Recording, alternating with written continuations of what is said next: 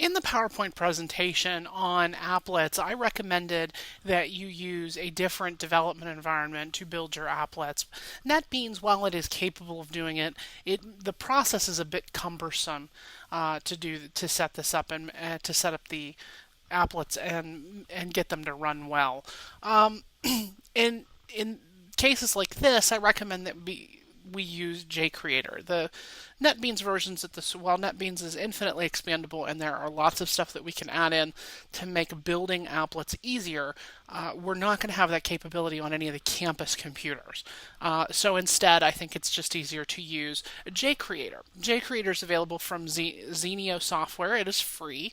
It's a great little development environment for quick and dirty just quick little single file applications. It also automates a lot of the stuff that we need in an applet. You can get JCreator by going to jcreator.com, going to the products section and clicking on the download link. That's going to take you to jcreator.com/download.htm. You're going to be looking for JCreator LE, and as long as you have NetBeans already installed on your computer, this is going to be really easy. You're simply going to click on the download link, provide your name and email address. Yes, you have to give them an email. You do not, however, have to subscribe to their news releases, and you're going to click submit. They're then going to send you a link. You're going to download that link. That link is going to be a setup file. You'll double click that setup file, run it. It'll install JCreator on your machine, and you'll go ahead and launch it. When you first launch JCreator, you may see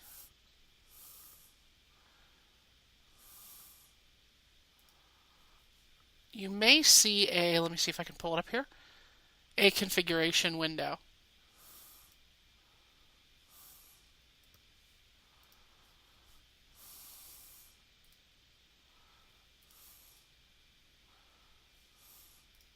You may be prompted for a configuration window, and that configuration window is going to want to know if you want to set up settings for all users, if you want to store the settings for just a single user.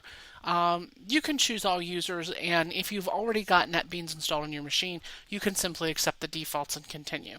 If you don't, I recommend that before you run JCreator, you go ahead and install NetBeans, because that's going to get everything that JCreator needs as well, and then install JCreator. Once you've installed JCreator, you're going to want to create your first file for your assignment. And Exercise 1 has you creating the source code to an applet and then the HTML page to an applet. I'm going to show you very quickly how to create a blank source code document in JCreator and how to save it. And then I'm going to go ahead and show you how to create an HTML page using Exercise 1.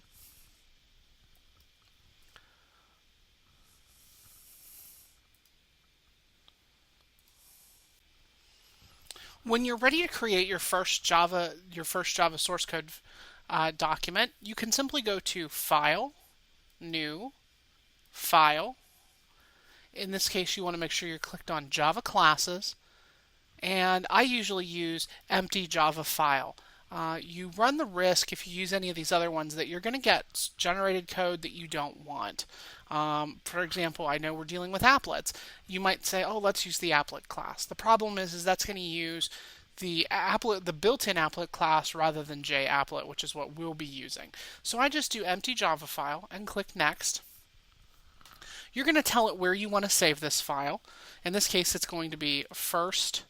If you're looking at Exercise 1, it's firstapplet.java, and click Finish. And it's going to bring you up with a blank screen. And then you're going to go ahead and write your code. Now, the difference between NetBeans and JCreator is that you're going to have to write all of your code. None of the code's going to be provided for you. That may sort of trip you up. The other problem is that NetBeans does not, or unlike NetBeans, JCreator does not sort of auto capitalize or auto complete your code. It doesn't help you out. There is pay for versions that will, but this version does not. Once you have your document created and written, you then need to build and compile it. Compiling is really easy. You can simply go to Build and Build File. and that will compile it. If you have any errors, they will show up down here in your build output window. When it's finished, if there are no errors, it'll finish with process complete.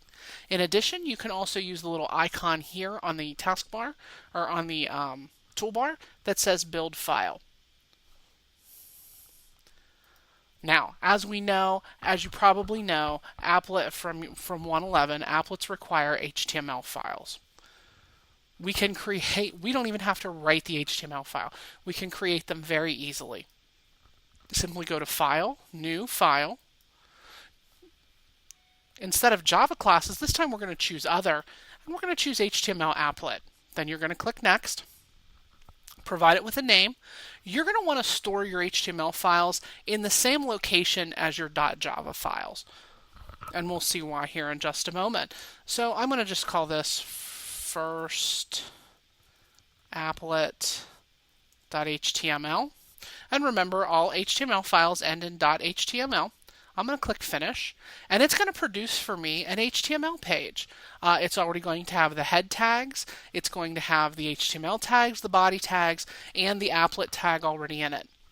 When you are ready to run your program, or we'll take a look at an example that I have that's already done here. When you're ready to include your Java code, when you've got your Java code complete and it compiles correctly and cleanly with no errors, you're going to come in here into your HTML page, and you're going to need to fill out some information in this, some attributes to this applet tag. And the first attribute is the code attribute, and that's going to be the location and name of your compiled source file. In this case, if my class name is first applet, my compiled source file will be firstapplet.class. So by default, it puts the .class in there for you. You just have to put in the class name. So you'll notice that this first applet matches that. Then you'll set the window size. The window size is usually set for you in the assignment. If it isn't, you can select your own window size. When you're finished making your changes to your HTML file, you are going to have to save it. You can click the Save button. And once you've saved it, if everything is in here correctly, you've compiled your source code correctly, you can test your applet by clicking on the HTML page, finding the button that looks like the Play button, also known as the Run Project button. Click that button, and if everything goes well, an applet viewer will appear in the corner of your screen. And if you've done your applet correctly, it will work. As you can see here, this is an example of assignment 1. Now that you've had an opportunity to see where to get JCreator and how JCreator works, if you click to the next slide, you'll see a PDF of assignment 1. And when you're finished working on assignment 1, you can click to the following slide where you will see a walkthrough where I will talk you through the application and what it does, and again, how it works.